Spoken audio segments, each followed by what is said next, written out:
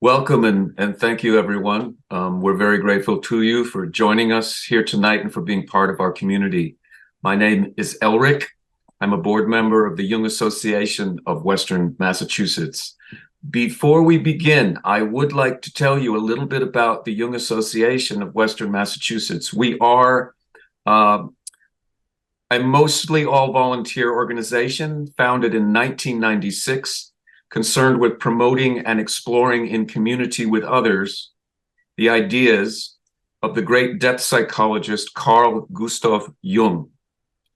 I would like to take a quick moment to introduce you to our board members and to thank them all for their work on behalf of the association. Christine Olson is our president. Penelope Tarasuk and Erica Lorenz are board members and advisors to the board. Judy Hall is our bookkeeper. Judith Breyer is helping with fundraising and hybrid tech. We welcome Dan Hathaway this year as our newest board member. And I am public relations liaison for the association. And again, many kind thanks to Andrew, who's here tonight providing Zoom and technical assistance. Upcoming events, I want to really let you know about what's coming up in January. It will not be our usual first Friday of the month. The lecture in January will take place on January 13th, which is a Saturday, and it will begin at 11 a.m. and go to 1 p.m. And the reason for this strange time frame is that our speaker will be speaking to us from Moscow, Russia. This will be a very, very interesting lecture called Exploring the Russian Psyche, Light and Shadow, with Natalia Pavlikova and with our own Ed Tick. Natalia is a Jungian analyst in Moscow, and in 2022, she assembled a group of psychologists to work with combatants, war combatants, their families, and civilians who found themselves in the territory of military action and traumatized by war. And as many of you may know, Ed Tick is also someone who has worked in that field with combat veterans. So this is going to be a very interesting presentation, and I would urge you all to come and let your friends know about this. Again, that's going to be Saturday, January 13th, 11 a.m. to 1 p.m.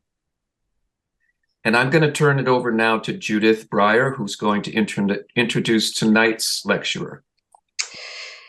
Hi there. It gives me really great pleasure to introduce Robert to our group here. I've seen Robert speak several times. And I saw once on death and synchronicity, and then also at a symposium on speaking on ageism and homophobia. He's a licensed marriage and family therapist with a background in theology and with a focus on pastoral counseling. He is also in private practice. And he's also written a lot of articles and reviews throughout the world, and has written many, many books. To name a few, There Are No Accidents, Synchronicity in the Stories of Our Lives, which has been translated in over 24 languages, and his scholarly work in analytical psychology. He's been published by Shambhala, and his work includes Jung, Jungians and Homosexualities, Men's Dreams, Men's Healing, a guided tour of the collective works of C.G. Jung, and The Persona, Where Sacred Meets Profane. It is with real pleasure that I introduce you all to Robert Hopcke. Thanks, Judith. It's very nice to be here. And this is, I was talking to everyone a little bit beforehand.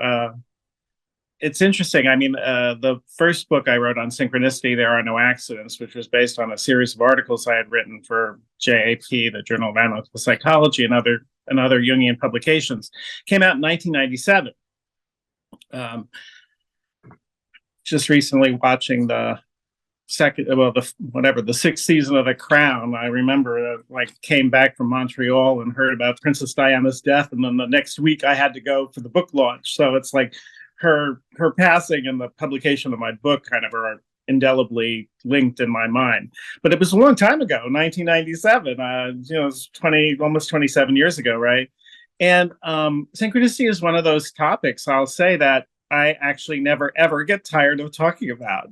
I've talked about it for a really long time. It seems to me like it's kind of an almost inexhaustibly interesting aspect of Jung's psychology. I will say, I was saying again earlier and frequently say in my lectures, one of the reasons I like talking about it is, Jung is in a certain way nowadays kind of cursed with popularity, that there are a lot of aspects of his psychology that have now sort of entered into common parlance, regular use, typology. But I think a lot of times people read Jungians or read about Jung and haven't actually read Jung.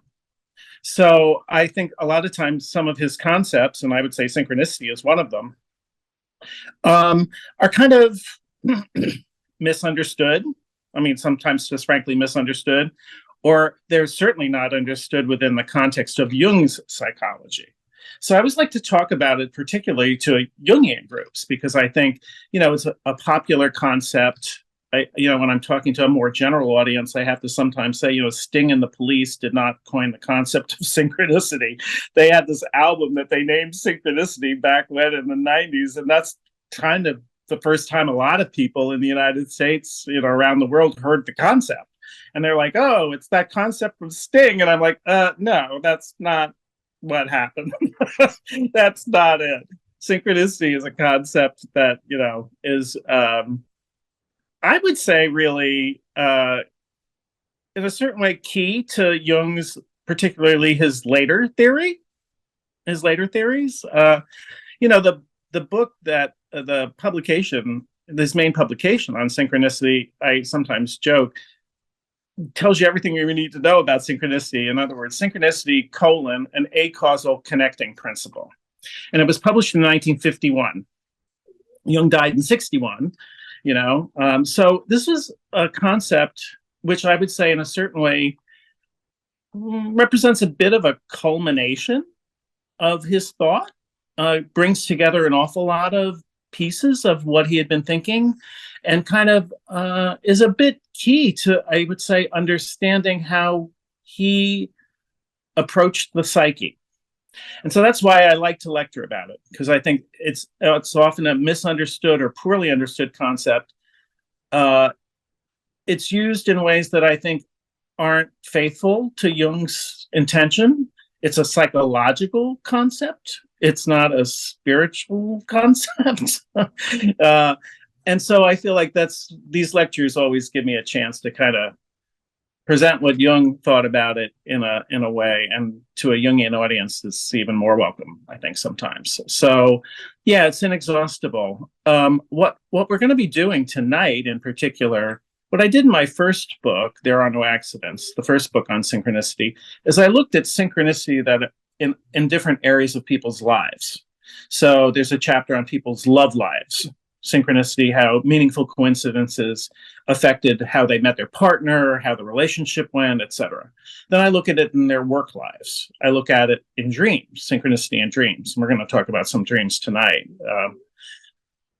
People's spiritual lives were riven through with synchronicity and meaningful coincidences, how they found their spiritual teachers, how they found their spiritual practice, various mystical experiences, miraculous occurrences sometimes have a synchronistic aspect to them. And then the final chapter, I mean, and for reasons that I'll get to in a bit, have to do with birth and death. The two sort of most mysterious transitions we make, the transition into this life and then the transition out of this life. So that's what we're going to be talking about tonight. We're going to be talking about death, synchronicity and death, which is kind of an appropriate thing to talk about at the end of the year, right? As we move out of the old year into the new year. So just a little bit of an overview. I always like to do an overview, although, the Western Massachusetts Jung Association sort of sponsoring that. I don't always I don't want to presume that everyone knows a great deal about Jung or even about the concept. So always like to sort of start in general, right? So again, as I said, Jung's primary publication on it is called Synchronicity, an A-Causal Connecting Principle. It was published in 1951. And what I say is basically synchronicity, you can sort of sum it up in an ordinary way of speaking, as meaningful coincidences. A synchronistic event is a meaningful coincidence. Now, there are coincidences, obviously, that are just ordinary coincidences. They occur all the time, you know.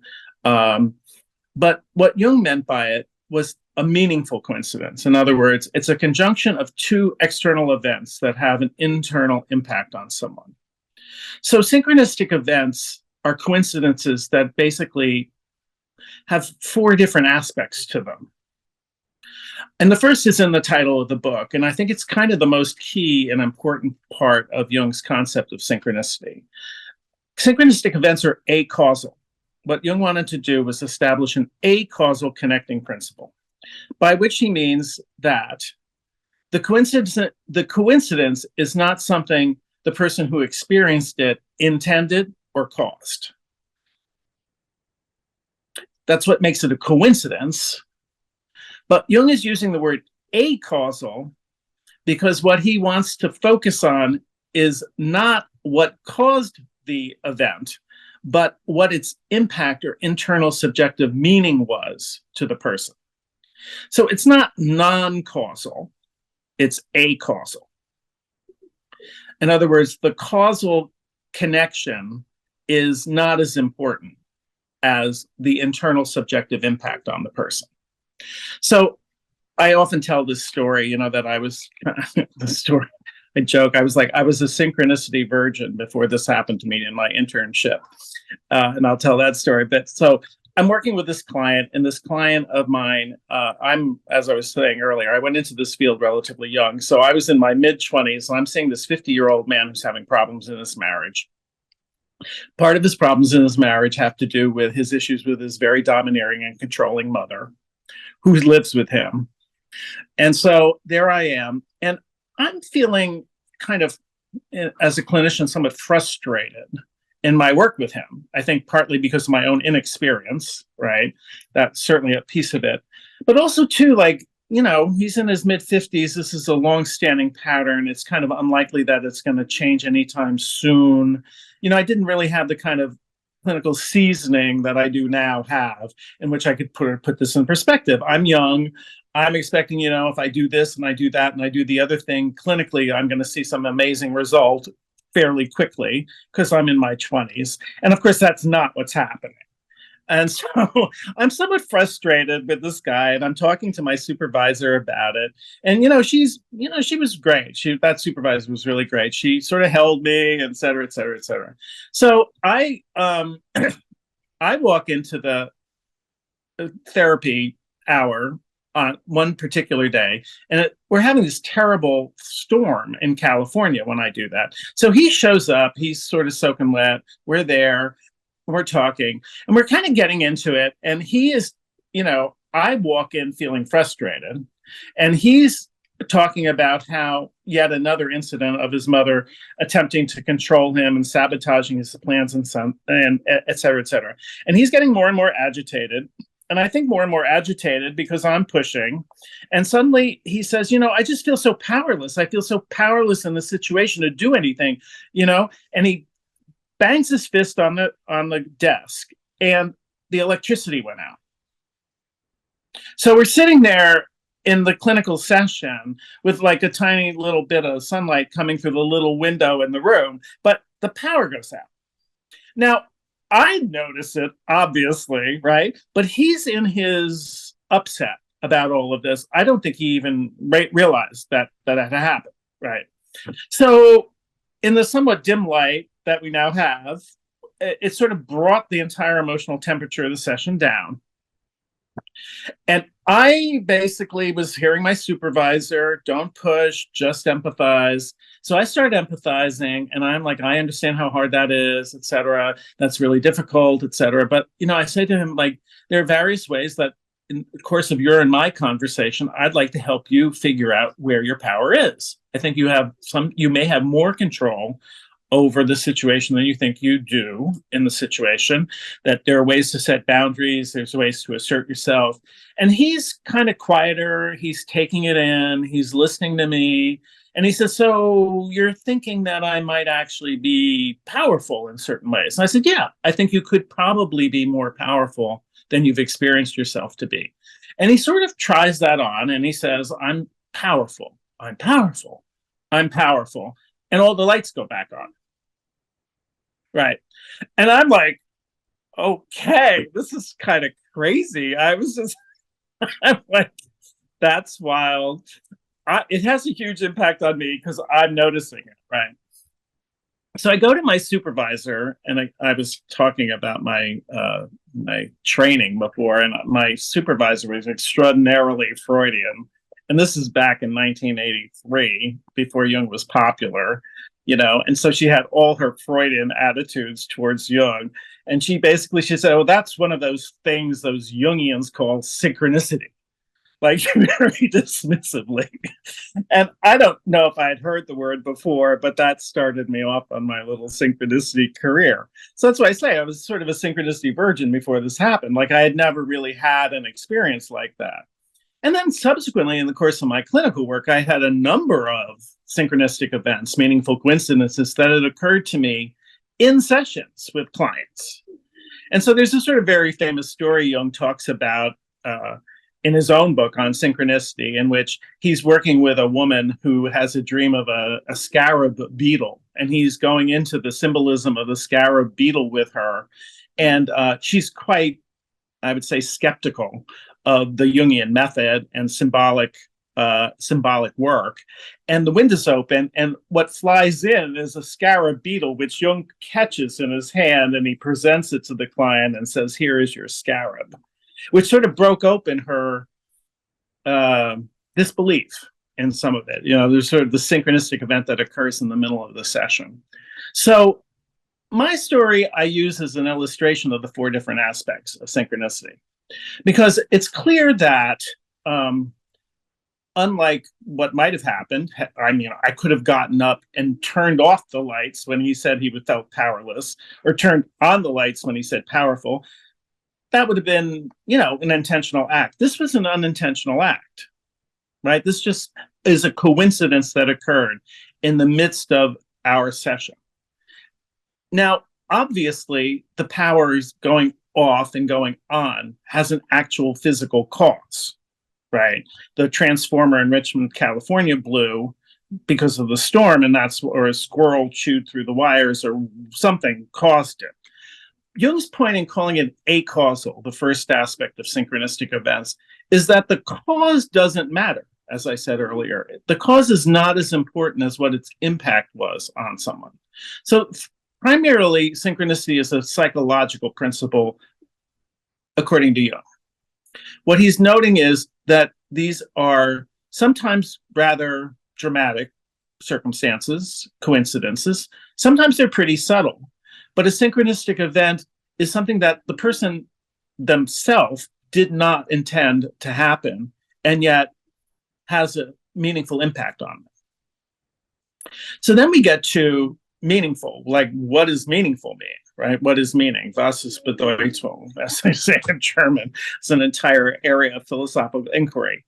And again, this second aspect, what's meaningful mean? And it's one of the reasons I admire Jung.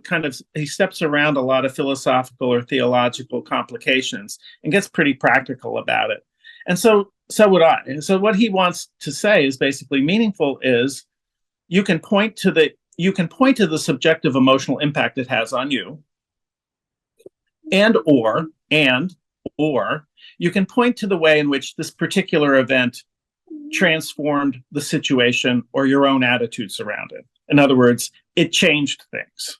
So it's meaningful in the sense that it's significant. It's significant emotionally, and it's significant perhaps circumstantially. It changed the direction of something. That's what makes it meaningful. So this is a good, it's a good place to talk about, ordinary coincidences and meaningful coincidences. If I'm sitting there doing the New York Times crossword puzzle and it says, 7-letter singer from Hoboken, and I'm in a cafe and a Frank Sinatra song comes on, well, that's a coincidence. Like Sinatra, that's the answer to the clue. I mean, that's lovely. That's kind of fun and love. We walk out, we bump into a neighbor that we'd been thinking about, etc. Well, that doesn't have a great deal of significance. It's a coincidence, but and it's not meaningless, but it's kind of ordinary. As you can kind of see, when you're in a fraught emotional situation like the one I'm in or Jung was in clinically, coincidence has a large impact. Like it certainly had an impact on me. And I thought to myself, it made me reflect on my own feelings of powerlessness as a clinician walking in, frustrated around producing change for the client, or my own powerfulness, like my ability to actually connect to the client rather than kind of fix it, right? So that was what it meant to me. As you can notice in the story, the client didn't even know the lights had gone on and off. The client was in his own space, right? So that's another aspect of synchronicity I always kind of want to get across, which is that Jung's intention in coining the concept was to point to people's subjective experiences of it. The same coincidence, the same incident may be synchronistic for one person because it has a subjective impact on them and not significant to the other. The significance isn't in the event. It's not in the cause and the effect of the event. It's in the individual psyche. So that's what I kind of encountered some in writing the book, because if you write a book on synchronicity, what you have are kind of, I don't know, probably 60, 70 stories of synchronicity, right? So my editor's reading through all of these stories and you get kind of synchronicity overload. There's a part of you that's just like, oh my God, is absolutely everything in the entire world intensely meaningful, right? And so after a while, she was sort of writing in the margins, on some of the more subtle synchronicities I was describing, like, so what, so what did that do? Blah, blah, blah. And I'm like, if you don't enter into the person's interior experience of what that coincidence meant, how it impacted them or how it changed them, then yeah, you're not going to understand why it was synchronistic. If synchronicity is not understood from the outside, the meaning is not there under a rock somewhere that you can pick up. It's an internal meaning. So that's what I would say. Number two, the second aspect of synchronistic events is that they are subjectively meaningful. They have an emotional impact. The third aspect that Jung talks about is the symbolic quality to them. Now, these are many stories, like the typical story of synchronicity. Someone says, oh my God, that could have been in a movie or that could have been in a book, right? What happens is that there's always a symbolic quality to it. In this case, the symbol happened to be the power outage, right? So there's a literal power outage, while there's also a metaphorical or intrapsychic power outage or power onage, depending on where he or I was in the transference or the countertransference, right?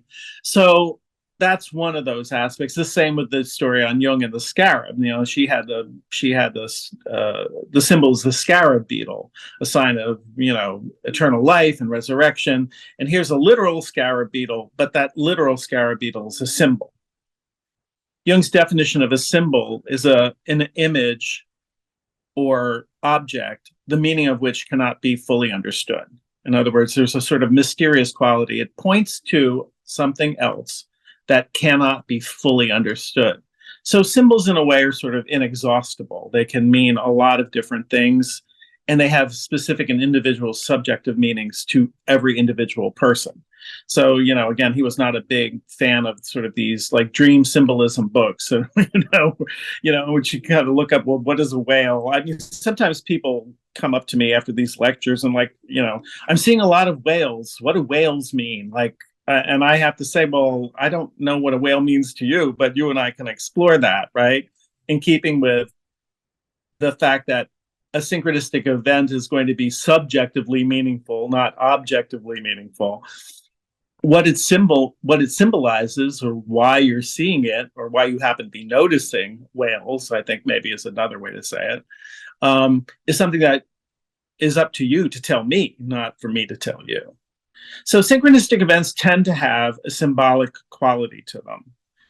There's a symbol somewhere in there that we're going to find that I think kind of in some ways is the anchor or the node of the synchronistic event. And I feel like that's a very helpful way to explore it, right?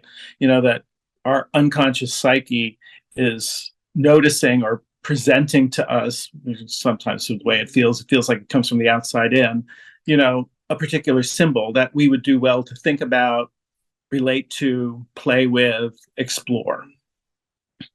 And then a bit more pertinent to what we're talking about tonight, death. My particular contribution to, I think, the field is that in doing the research on these and hearing the stories and having my own experiences, what occurred to me was that synchronistic events tend to happen more frequently to people in times of transition. In other words, synchronicity is somewhat of a transitional phenomenon. You know, Marie Stein, who just celebrated, 40 years of being an analyst, edited a collection of papers way back when, kind of in the late 80s, from Chiron, called Liminality, you know, liminal phenomenon and analysis. So Jungians adopted this term liminality from anthropology. And what it referred to in anthropology was sort of the middle stage in an initiation rite. So as the anthropologists are looking at initiation rites among tribal cultures and in other kinds of society, what they notice is that there's sort of three stages in an initiation. The child's going to be initiated from childhood to adulthood. The first stage is they're removed from their childhood community. They're often taken outside the tribe. They're sequestered in some fashion. The middle stage is liminal. That limen means threshold in Latin. So it's a threshold phenomenon. They're caught betwixt and between. They're no longer a child. They're not yet an adult. There's a second middle stage, which is liminal. Now, that term has actually been kind of adopted frequently, you know, transitional phenomenon, liminal phenomena. So you hear it more frequently, but that's where it comes from.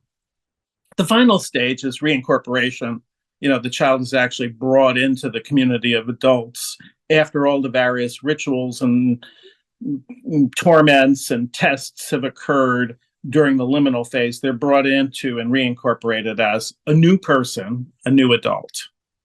So Jungians actually, I think quite rightly, kind of picked up on that and thought about analysis itself as a liminal phenomenon, right? Somebody leaves their ordinary life to go to the sacred circle of the consulting room and go through various internal, sometimes even not Jungian analysis, but in other forms of psychotherapy, physical transformations, operations. They ideally leave the session or leave the analysis altogether a different, changed person. Like, that's the point of it. So back when, Jungians adopted this idea of liminality from anthropology to describe the specific analytic transformation that ideally happens if it has the effect it's supposed to have. So, you know, along with that in its background, I was looking at these stories, and it turned out that most of these synchronistic events either occurred during a very obvious and when I say discernible transition in someone's life. A relationship was ending. They were looking for a job. They were on a spiritual quest, or in the case of what we're going to be talking about tonight, they were in the course of dying, or someone was in the course of dying in their lives. Someone was in the course of being born. I have a whole bunch of stories in the first book about pregnancy too. So the transitional quality of synchronicities really came through. So sometimes it's an actual, when I say so, life transition. Another variety is people in the course of a transition that they didn't even know they were in until the synchronistic event occurred. Like, oh my God, I need to get out of this job. My friend Valerie told her synchronistic story in which she was more and more unhappy with the work that she was doing and just resented it more and more. And finally, like one one day, she was sitting at the train station to get the train to go into work, and she was just furious with herself for not being able to cut the tie and just resentful of the job. And the train pulled in and blew up in front of her, and she was like, "Yep, that's it. There's a sign. This is not what I should be doing." She went on to become a therapist herself, and that's when I knew her at one of the agencies I had worked at. So she told me that story. So that's why I say, like, she knew she was somewhat in a transition, but the synchronistic event of the train exploding in front of her nailed it home, brought it to her attention. Or sometimes, it's the course of the relationship. I heard a lot of those sorts of stories. The relationship, someone's in a relationship and they meet someone synchronistically that they long had a fantasy about, and it's kind of a sign that they need to finally move on from this relationship. So those are the four aspects of synchronistic events.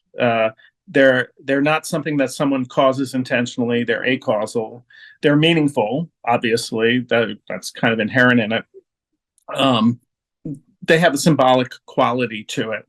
And of course, they occur, most of the time, they occur in the course of some kind of transition the person is making.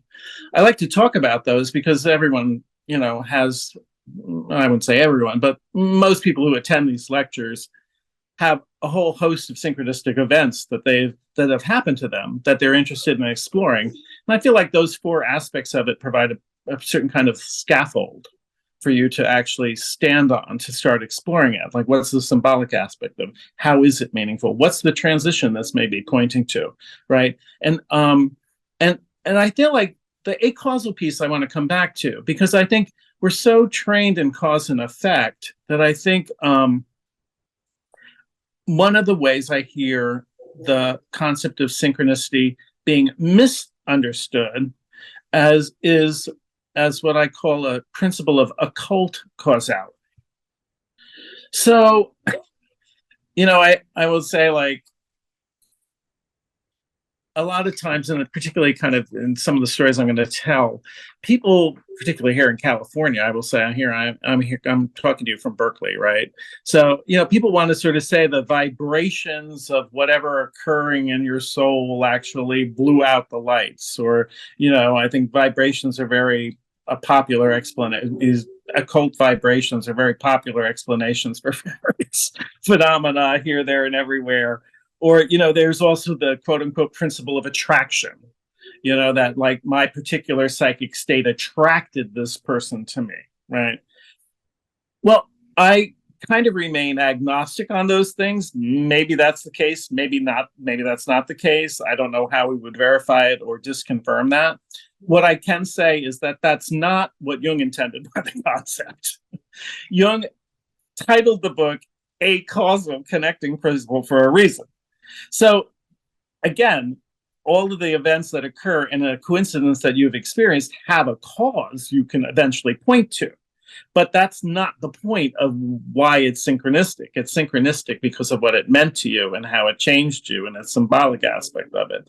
So when people get kind of involved in trying to explain the causes, I have to sort of remind them that synchronicity actually is a psychological principle. It's not a principle of empirical explanation, right? That's the problem that a lot of people have with it, I will say, because, not so much in these kinds of lectures and these sort of Jungian lectures, the folks that come here somewhat familiar with the concepts, sort of open, like to play with them. But, when I'm talking about this or some friends of mine or friends of mine sort of discover my books, you get this kind of secular modern skepticism, right? And you're like, well, people are just reading things into these events. They're just making all of this up, which I always say, yeah, they are. That was Jung's point. Like, we make up the meaning of our lives. We should be actively creating meaning in our lives out of the events that occur to us, right? Isn't that sort of the point of analysis? You come in and you explore what's gone on for you so that you can actually piece together in a coherent way what it means for you. I would say, like, meaning doesn't, like I said earlier, it's not lying out there under a rock. You make it happen. And that's why I sort of look, I'm like, I point to the books behind, like, every book on the shelf has been quote unquote made up. You know, the best aspects of human culture and civilization are made up. I mean, that's what it means to be human, which is why I entitled why I subtitled the original book, Synchronicity and the Stories of Our Lives, right? We are meant to create a story from the random events that have occurred to us. What's interesting about synchronistic events is that meaning occurs in a synchronistic event spontaneously and kind of automatically. You don't have to sit and work with it. It's like, boom. It's like the story I told about the power outage. Like, it hit me immediately. You know, I'm sitting there in this and the lights go out and then the lights go on again. And it's kind of clear, it's meaningful. I don't have to sit and ponder what it means. So that's what's interesting about synchronistic events in particular. And indeed, what Jung wanted to do with that concept is what he wanted to do throughout his entire psychology, his entire theory of psychology, which was empower people to experience their own lives, internally and externally, as coherent and as meaningful. So to get a bit technical about it, what I would say is that the basis of a synchronistic event is the archetype of the self. In other words, the foundation of a synchronistic event is, or maybe say it the other way around, an experience of synchronicity grows out of contact with the self. To explain that a little, Jung, in the archetypes, the collective unconscious, basically describe characteristic human experiences, which he called archetypal, right? They're experiences that all human beings have in some form or another, except their experience is individual to them. So everyone has an experience of being born. People have an experience of mother, father, death, which we'll be talking about some tonight. I'll tell some stories about death and synchronicity. Those are archetypes of the collective unconscious. Now, those common experiences aren't necessarily something we all walk around with at the front of our mind at all times. So they're unconscious or subconscious, but they're collective. They're not individual to us. We share them. Like all human beings have 5 fingers or 2 ears. We share them with all human beings, but what my fingers look like and what your fingers look like are different. So they're collective unconscious. One of the experiences we have is what Jung termed the capital S, self. We all have an experience, however fleeting, of a certain kind of wholeness, coherence, and unity. There's some part of ourselves that often very fleetingly experiences a certain kind of unity.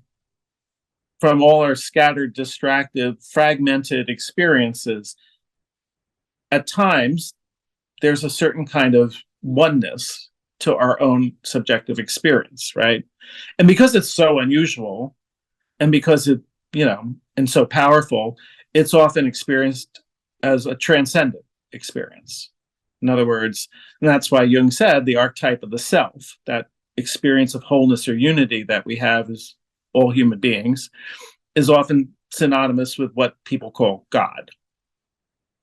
The oneness of all things, the unity of everything. So that's what is activated, if you want to say it that way. That's what's contacted, I think, in any meaningful experience, right? If we take an experience and we bring it into ourselves and we fit it into a coherent narrative or a story and make sense of it, what we're doing is we are contacting the self. We are activating the archetype of the self. The archetype of the self is behind analysis. That's the point of analysis, is to bring someone to a certain lived experience, useful experience of inner wholeness. And wholeness that's not just inner, but also outer. Ideally, we're talking, again, these are ideal experiences. So that's what I would say. What happens in a synchronistic event is that our capacity to make meaning out of the random events of our lives is experienced in those events spontaneously and somewhat unconsciously.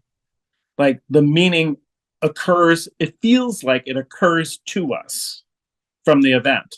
But in fact, we experience it as meaningful because we have access to our archetypal self at all times. These events, in a way, kind of pierce through our everyday experience and remind us we actually are basically at one.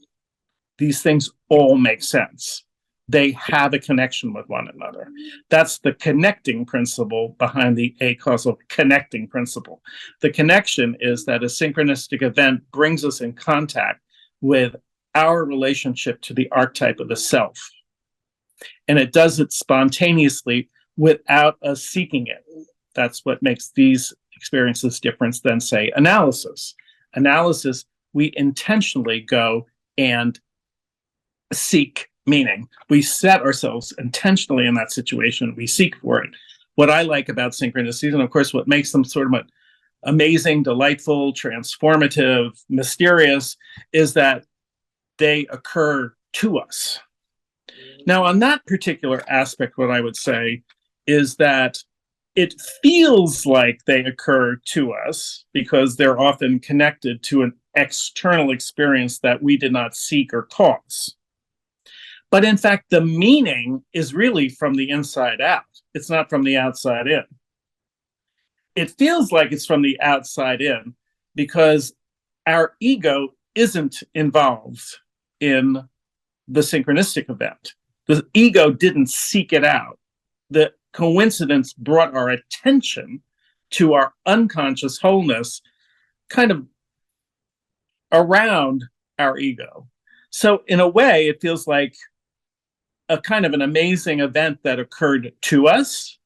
But I always like to, again, the reason I go into this in great detail at some of these lectures is I want to sort of set this up correctly so everyone understands this. The meaning is because we make meaning of it. It's just that we're not always very conscious of the fact that we're doing that. And a synchronistic event is kind of a special circumstance in which it all comes together.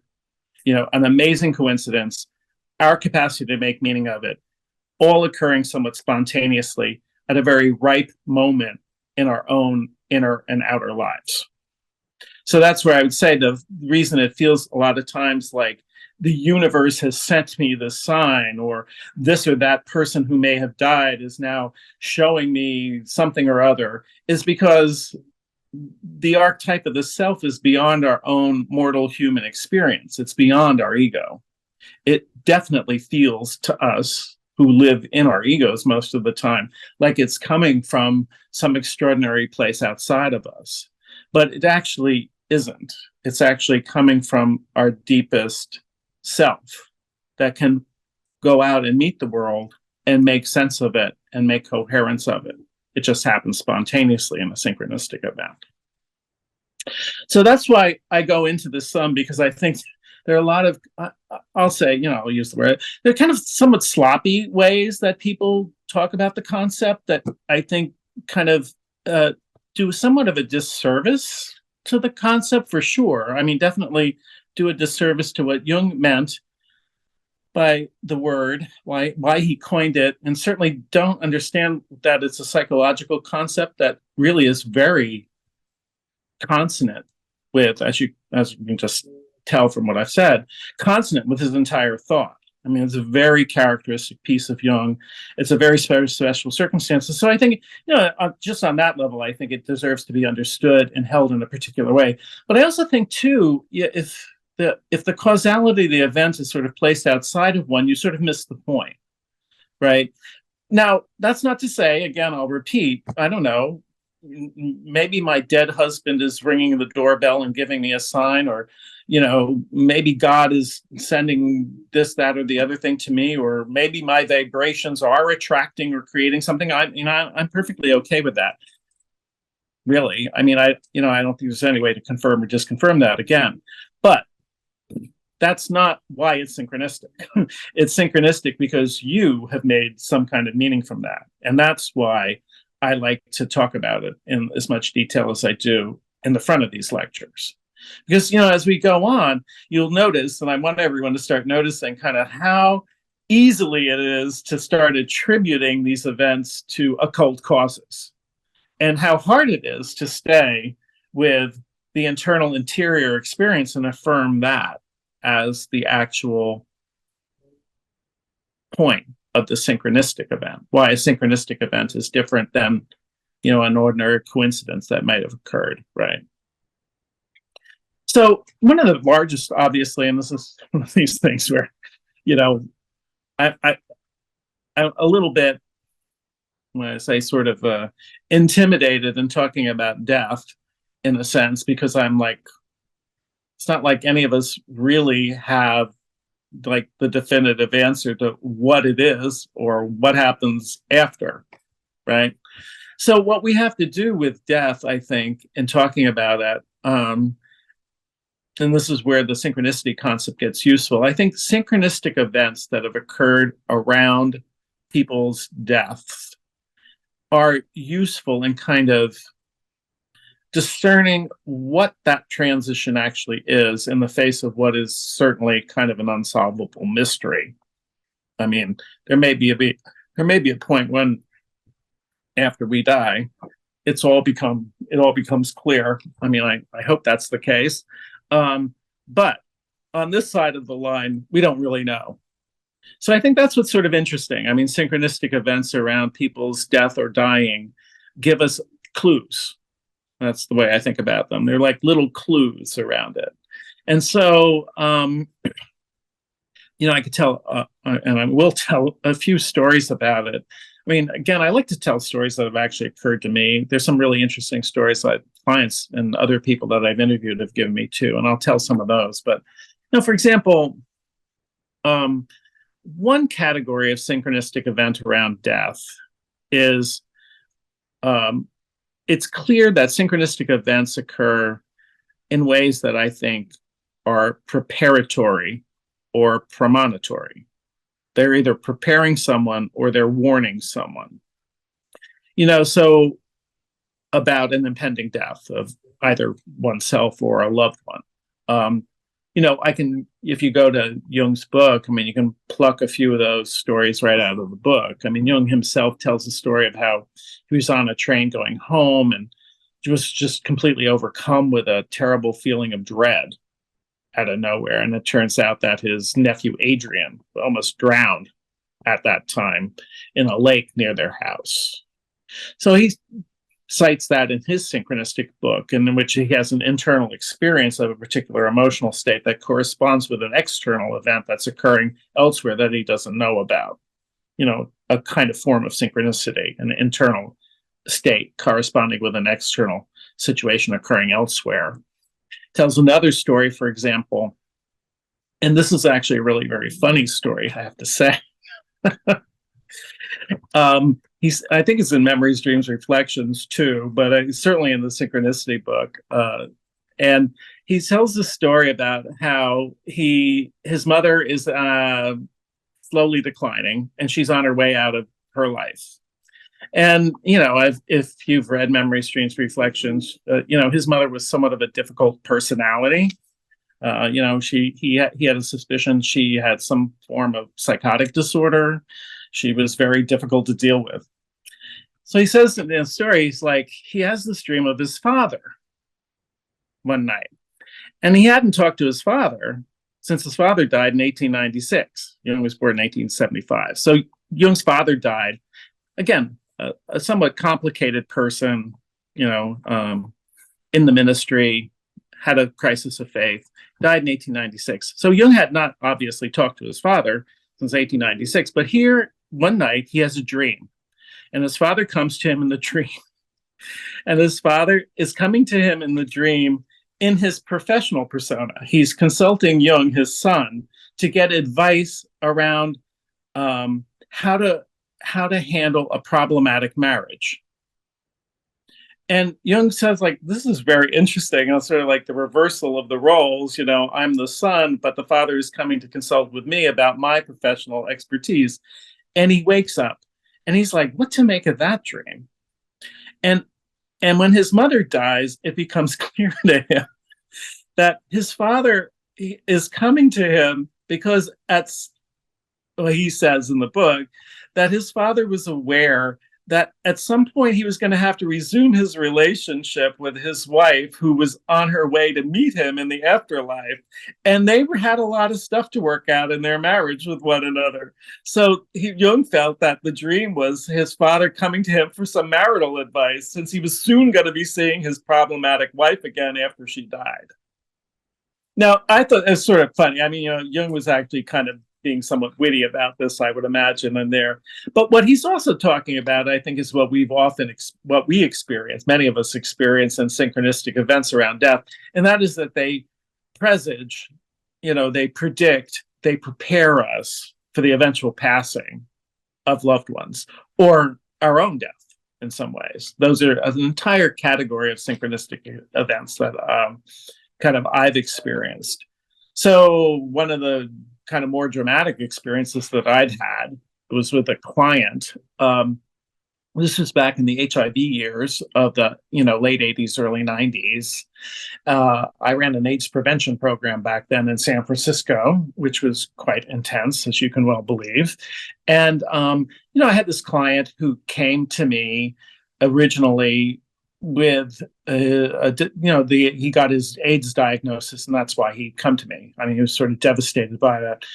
Very devastating, I mean, in general, because these folks were in their 20s, 30s, maybe their 40s, and they were getting these terminal diagnoses, and this was a time long before it was treatable, and they could often pass away in a matter of weeks. So anyway, Jim comes to me, and he has his HIV diagnosis, but really what he's coming to me for was that his father had died, and he was going through a kind of complicated bereavement around it because of his own HIV diagnosis. He had gone through his father's death, and here he was, with his own terminal diagnosis. So we worked together for about a year, certainly got treated for his depression, but doing better, really, frankly, doing a lot better. Leaves therapy with me. I don't think about it. About 9 months after he leaves, I have this very dramatic dream of my own about him.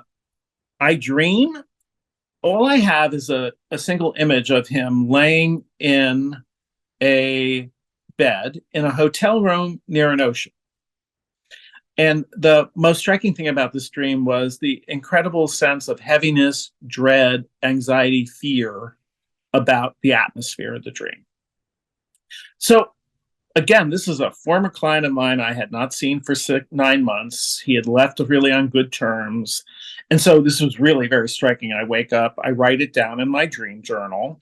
I really don't know what to make of it, but there's this lingering sense during the day that I should call him, that I need to make some kind of contact with him. I couldn't help but think, is this a message from him in some fashion? But, it would have been really awkward. You don't want to be any crazier than the client, right? You don't want to oh my God, are you okay? Are you okay? So I couldn't quite figure out how I was going to make contact with a client I hadn't talked to for 9 months on the basis of a dream I had of him. I was like, okay. So I didn't contact him. And I would say maybe about 3-4 months after that, I get a call from him. And he's like, I'd like to come back into therapy. And he says, yeah, I've had a recurrence of the depression, and we need to talk about it. So he comes back in, we sit down, we start talking, and he says, yeah, this depression has just come back in full force. I'm so young, my disease has progressed. I don't know what I'm going to do. And he says, and it's gotten to the point where I actually, a few months ago, attempted suicide. And I'm listening, and I'm like, oh, okay. And he said, because I feel like, if I'm going to die, I would rather die on my own terms.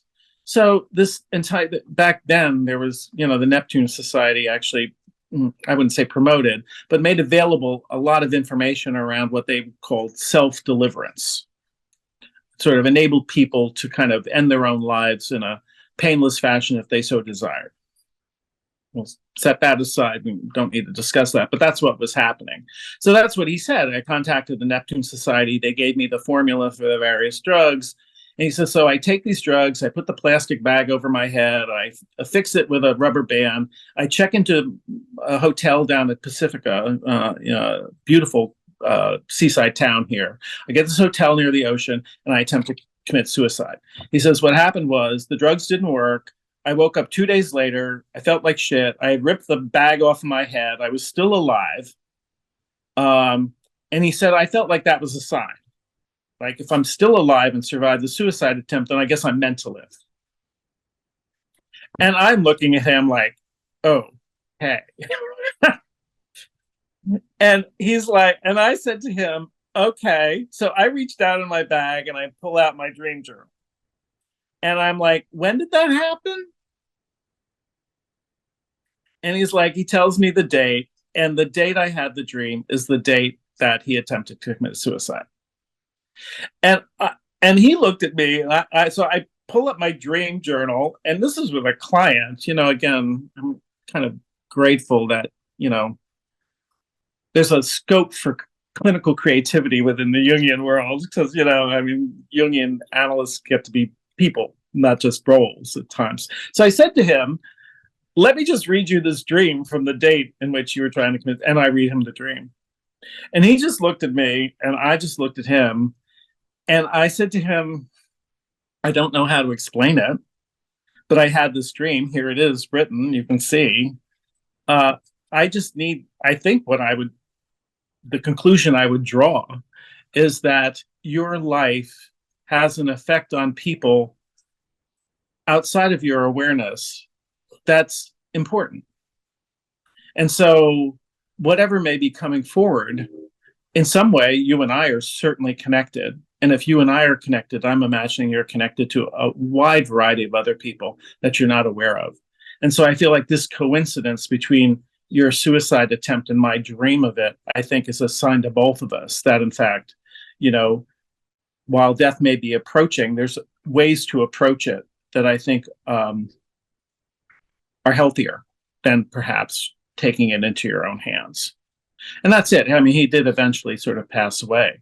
But there's an example in which I was just like, wow, this transition point for him had an impact on me in a way that's really quite kind of uncanny in a particular fashion, right?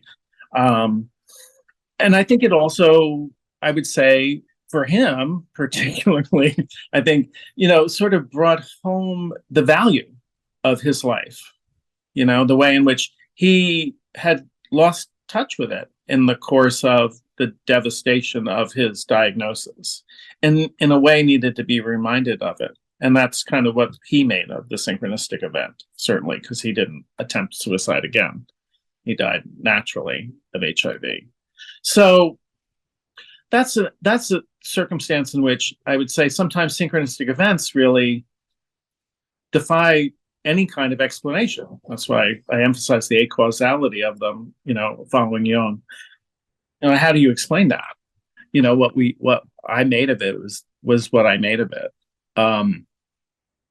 So there's a certain kind of preparatory quality. A lot of times synchronistic events come before death in a way. They sort of prepare folks for it, so that they can they can embrace it in a particular way. Because it's a transitional phenomenon, I think sometimes, and this is the second book I wrote, was Synchronicity and the Stories of Our Families, because I sort of noted that a lot of the synchronicity stories I got from the first book didn't really fit into the structure I had created for the first book. They were more about family relationships, the synchronistic events that occurred between family members. And so that's the second book, Synchronicity and the Stories of Our Families. And in the course of that, for example, my friend Lori had a wide variety of synchronistic events that occurred around her husband's death. And they're just different types of synchronistic events. And that's why I think her story is sort of interesting to look at and tell. I think they exemplify different forms of synchronicity around people's passing. So her father was diagnosed with kidney cancer. So Lori and her husband, Alan, friends of mine, lived here in California, but she was originally from New York, actually Connecticut. But her father was diagnosed with kidney cancer, a fairly rare form of kidney cancer. And she was back in New York with her family. He was at Sloan Kettering, and he was on his way out. The father was kind of finally sort of moved into the terminal phase of the illness.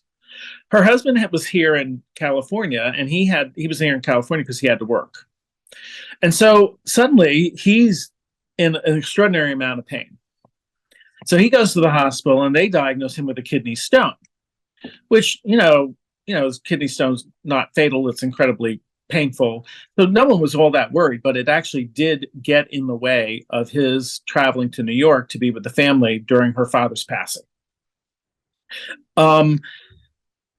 They want to operate, get the kidney stone out. They're doing these tests, goes through with the American healthcare system. It's delayed a week. It's delayed another week. He's being medicated. He's pretty uncomfortable.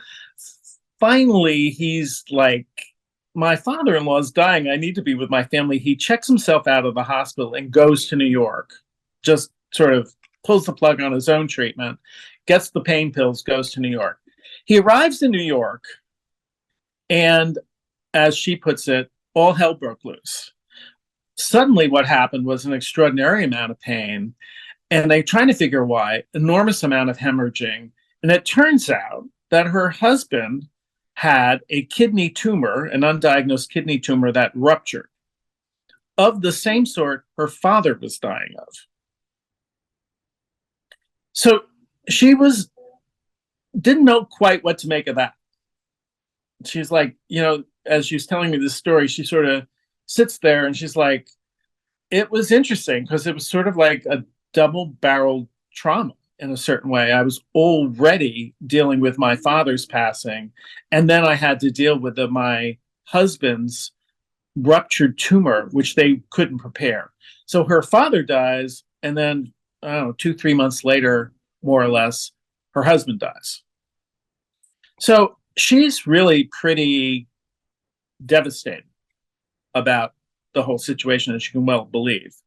And so she is looking for some kind of meaning in all of this and having a difficult time finding it.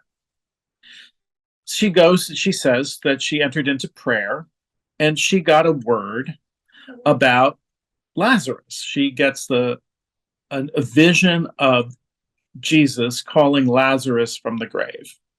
Now, again, an internal experience of hers, not a dream, but an internal spiritual experience of hers. And she felt like it was somewhat of a reminder that death is not the final chapter, that there's life after death in some fashion, though we don't know what form that takes. But she felt pretty clearly that that particular spiritual experience was comforting to her. She goes to church the next day, and that just so happens to be the gospel reading.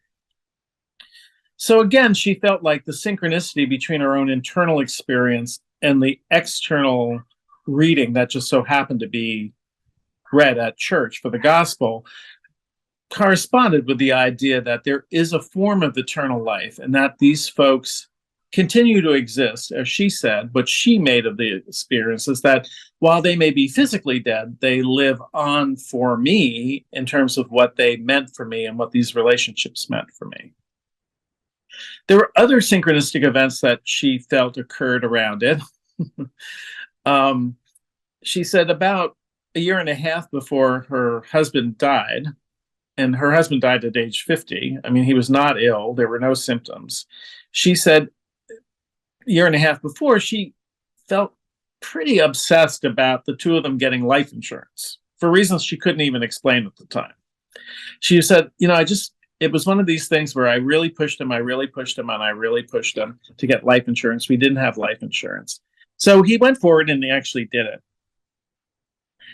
After he does it, he has a dream, he tells her, in which he dreams that he went to this little corner store by a church, bought a lottery ticket, and it happened to be a winning lottery ticket. And she didn't know really quite what to make of this dream at the time. He didn't know what to make of the dream at the time. Neither of them played the lottery, didn't know what this was about. But after he died, and she calls the life insurance company to, make the claim and inform them that he's died. The life insurance people said, it's very interesting, the timing of when you bought your life insurance, because had you delayed, we would not have paid out if he had died within 12 months of you getting the life insurance. But because he died 14 months after you got the life insurance, you're entitled to the full benefit. And that's when she heard that, that's when she remembered his dream about the lottery. She said, I feel like by chance I just happened to win the lottery. She said, not to be crass about the money, but that in a way, I didn't really understand what that dream meant until subsequent events occurred that made clear what that dream meant synchronistically for me. I like that story because I think there are two things about that story that kind of lead us maybe into kind of the final things I might be saying about synchronicity and death here. The first is that sometimes, as with dreams, synchronistic events, the meaning of a synchronistic event may not occur in the moment that it happens. It may only occur later. So I think that's sometimes important to kind of remember. I mean, a lot of times in the course of these lectures or reading books or articles that people write, et cetera, we focus on these somewhat dramatic and instantaneous revelations. But a lot of times synchronistic events like dreams, the meaning of them don't occur until the meaning of them doesn't become clear until much later. Subsequent events then occur that make clear what that was about. And that's one of those stories in which the timing of the life insurance, his untimely death, his dream about the lottery, for her, all came together in a particular symbolic way. That, in fact, what felt like an untimely death was in a certain way a timely death with regard to his provision for her after his passing. It just so happened. And that leads us into, I think, I would say finally, like a whole series of synchronistic events that occur after someone's passing that in some ways help the person resolve their grief or move on. And I have a few of those that some of which have occurred to clients. I think kind of one of the more touching and dramatic ones, I don't know how dramatic I would say it was because it's sort of internal, not sort of externally dramatic, but I mean dramatic in a certain kind of unexpected way. I was working with a woman whose son had been killed in a car accident. So she'd come into therapy with me around that. It was really one of the first sessions in which she's talking to me about it. Because this synchronistic event allowed her to finally act in a way to get some help around her complicated bereavement. So she and her husband were hosting their son for Christmas. Son had come back here to Berkeley, which is where they lived from, I think, Sacramento, someplace up north in California where he's going to school. So he comes back, and this is again in the 90s. I mean, civilization and culture has changed, so some of this, is pertinent to this particular story. They have a wonderful Christmas holiday together. The family's all together. Everyone takes a number of pictures. It's really wonderful. She bids him goodbye, and on his way back, driving back to school, he's involved in a car accident and he's killed. So he never gets back to school. And of course, they're devastated. It's a very complicated situation. He's young, completely unexpected, on the heels of a wonderful family holiday. And so she's, wrecked, as you might understand. She spends months, the better part of the first year, severely depressed. Her husband doesn't know how to help her. She's really very shut down. She takes a leave from her work. She can't really function. So she's sitting there one day, she says to me, in one of our first sessions, she's sitting there one day, and suddenly she hears the postman ring. And this is now 6-7 months after her son was killed. Her postman, the regular postman, brings and he says, I have this envelope for you, and it's kind of beat up. Like, I wanted to hand it to you in person because it looks like it's been through the war here. And she picks up the envelope, and it's her son's handwriting. And which is like flips her out. And he's like, what is this? So she looks at the postmark. The postmark is the day he died on his way home. So she opens it up, and there are all of these pictures, like these actual, like we used to go and get pictures developed. Now everyone's on their phone, right? But we used to go to get pictures developed. It turns out that what happened, she had to imagine this. He probably went to one of these 1-hour photo developing places on the way out of town, got all the pictures developed, put the pictures for the family holiday in this envelope along with a card saying, I just wanted to say to you and Dad that I had the most wonderful holiday. Thank you very much. Here are the pictures of this holiday. He puts them in an envelope, right? He throws them in the mail. He didn't put enough postage on it. He had put his school address as the return address. So because it didn't have enough postage, they didn't deliver it to her. They sent it back to the address at school. But of course, he's not at school. He had died. He had been killed. So it arrives in his mailbox. No one checks the mailbox for months. It kicks around UC Davis or wherever he was. Finally, somebody realizes, oh, well, this is the kid that was killed. This is his mother and his father. They put enough postage on it. And months after he had died, she finally receives this. And she said, it came at this moment when I was sitting there saying, all I would like, what would help me move on from this would be to hear one word from him, just to have a minute, 5 minutes more with him. One of the problematic issues was that he had died so unexpectedly. She didn't have a chance to actually achieve some kind of closure with him. She didn't know he was going to pass. And then at that moment, the postman comes in with this message from beyond the grave, so to speak, from her son. Another good example of what I was talking about earlier. Now, I can explain how all of that occurred, right? I mean, I just did.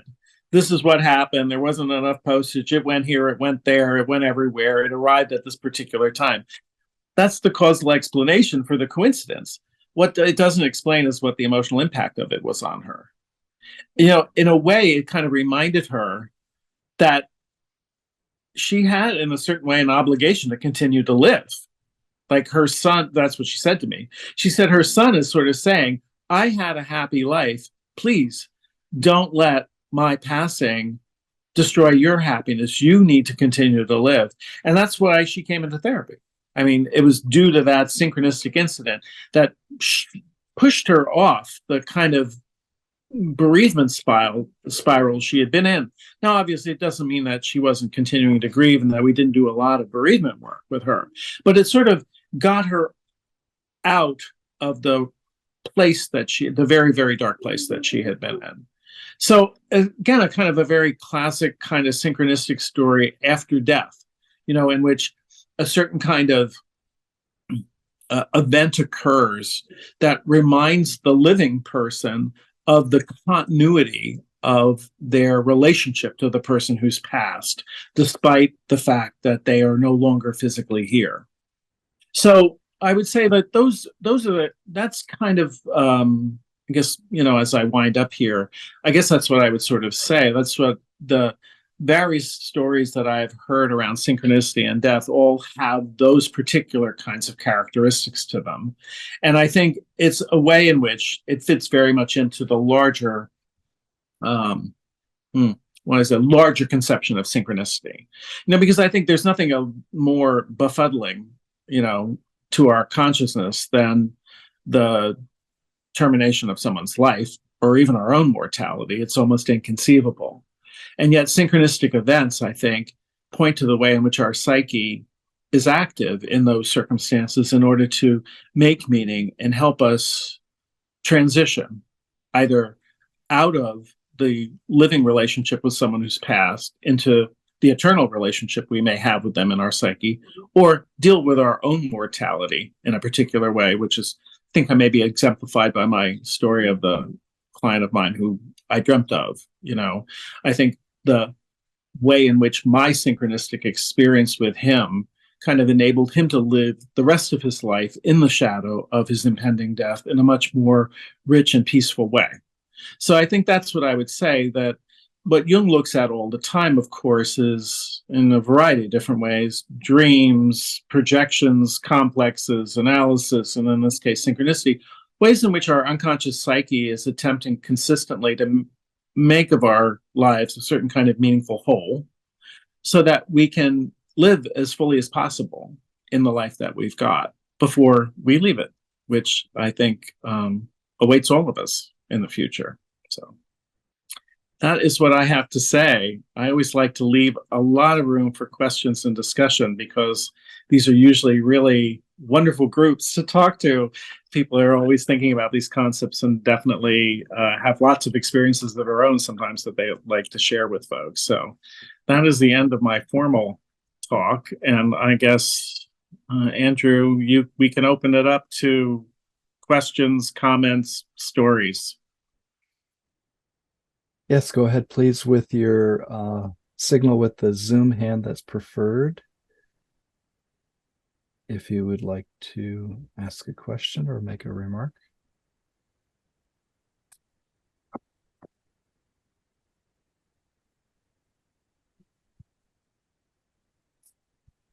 Go ahead, Penelope. Where's Robert? Oh, there you are. Okay, thank you. Wonderful. Really helpful. Penelope. I'd just like to tell a little story. There's several I could tell. One is about receiving the New Yorker when I was working with a dying patient, and the cover of the New Yorker covered several aspects of her life and her dreams the week she was dying. And it came from the outside, and we sat on the bed with the images from her dream on the cover of the New Yorker. It was just, I write about it.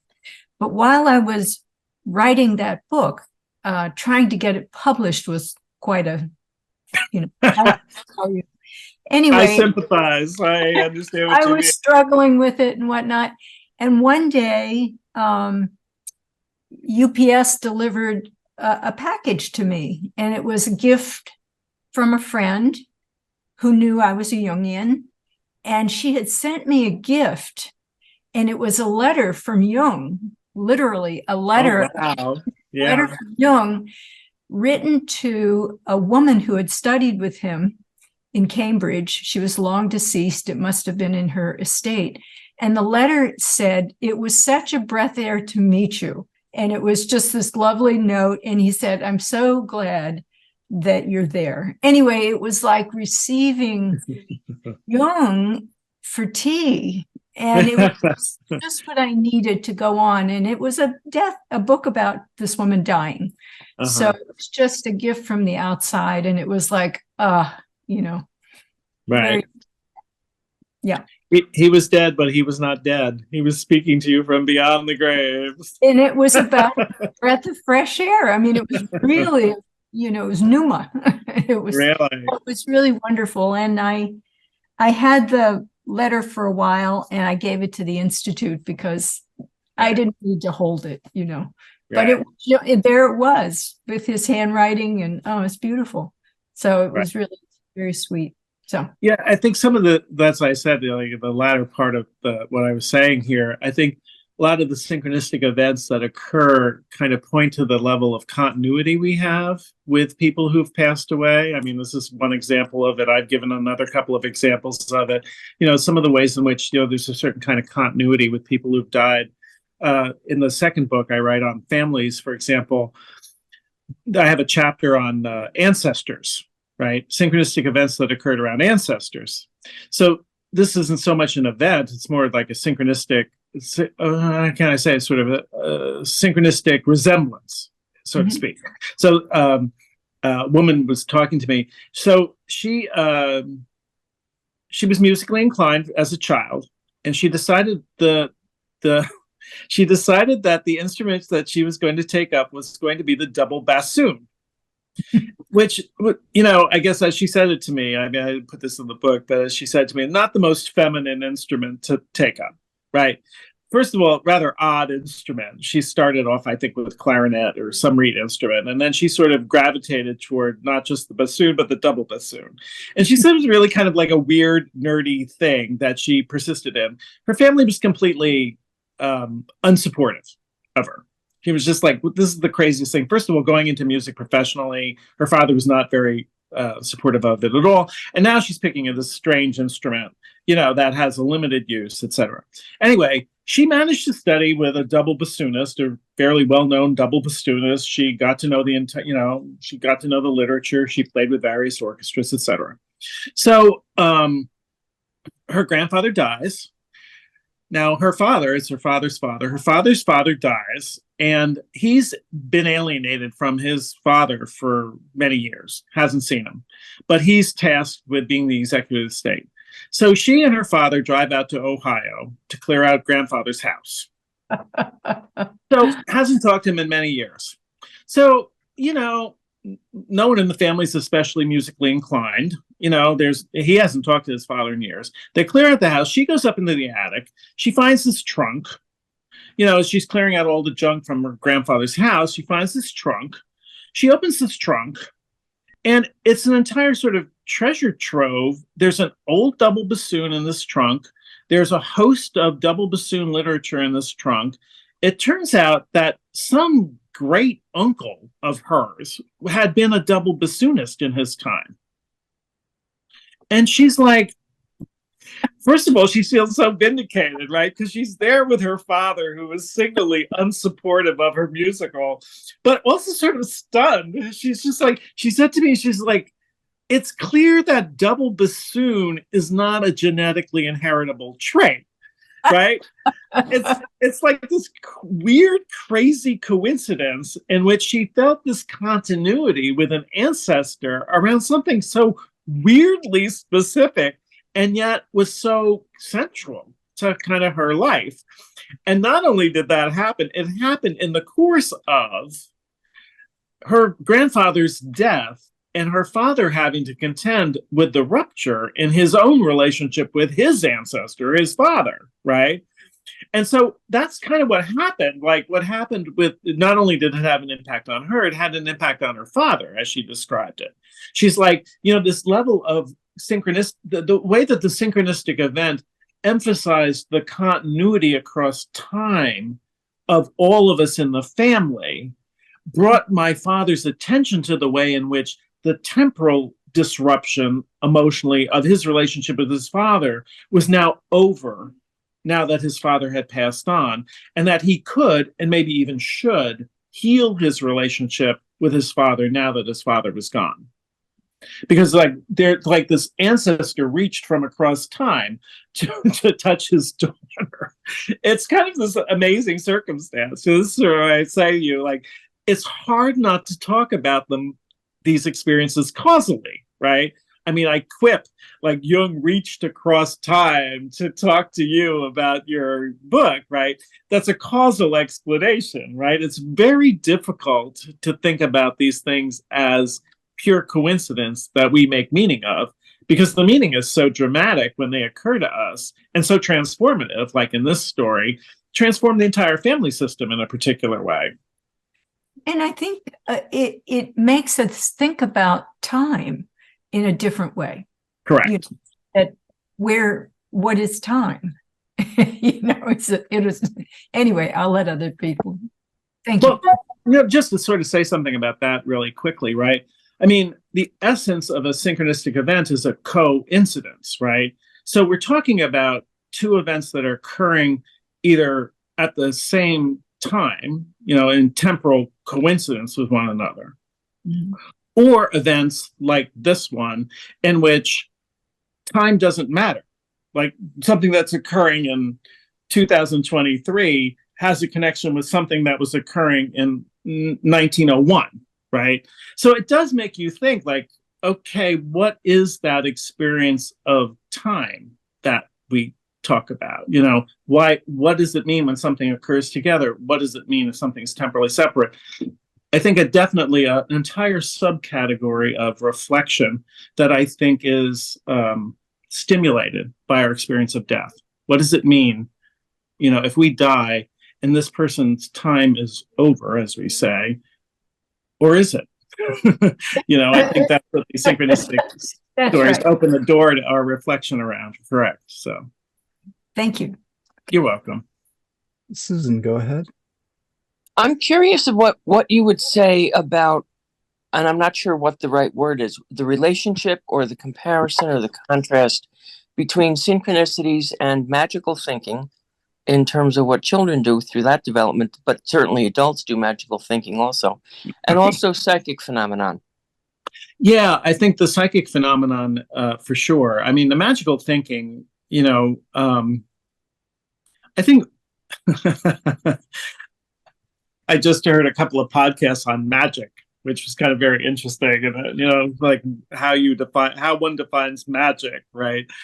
I mean, I think the way that most people would define the word magic would be causal, right? I mean, people engage in magic by imagining, believing, or even maybe perhaps I'll credit them with having the experience of them doing a particular operation in order to achieve a particular effect at a distance on some situation or person.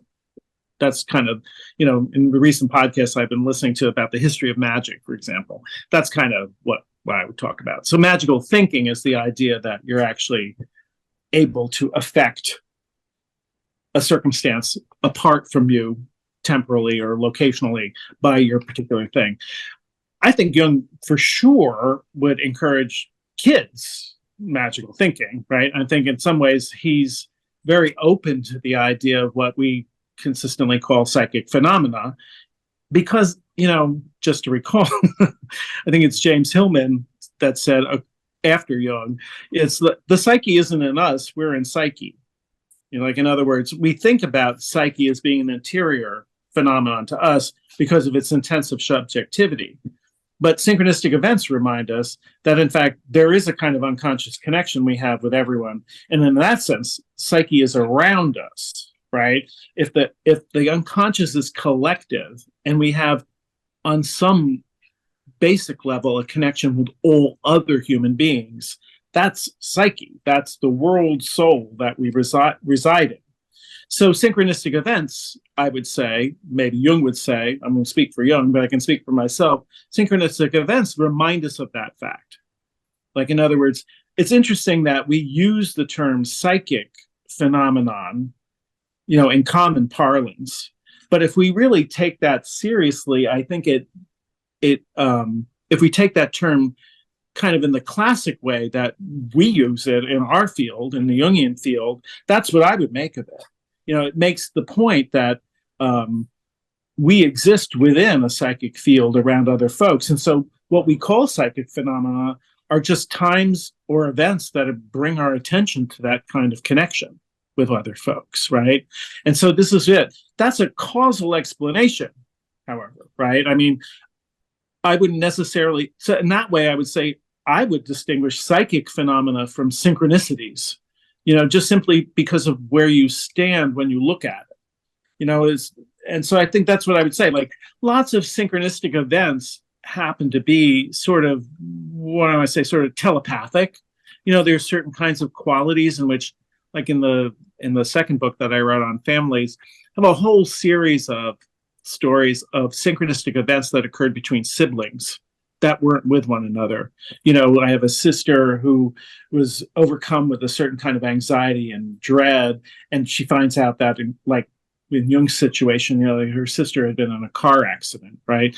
That's what we might call commonly a psychic experience. Like, she has an experience of, clairvoyance, a certain kind of either telling the future or an experience of something she's seeing happen or experiencing happening at a distance. So I feel like that's what I would say around it. If you look at it from a psychological point of view, I'm inclined to call that synchronistic, because I think if you just, what I want to do with that frequently, and what I do with my clients around it, I think what looking at it through the lens of synchronicity adds is a bit of work on the person's part to figure out how that kind of a psychic event fits into the story of their lives or what it means. I think people often stop at the kind of woo woo, oh, wow, that was so dramatic. And they don't really work with the episode a lot of times in the way that I think they could or should, frankly, to make more of it for themselves meaningfully.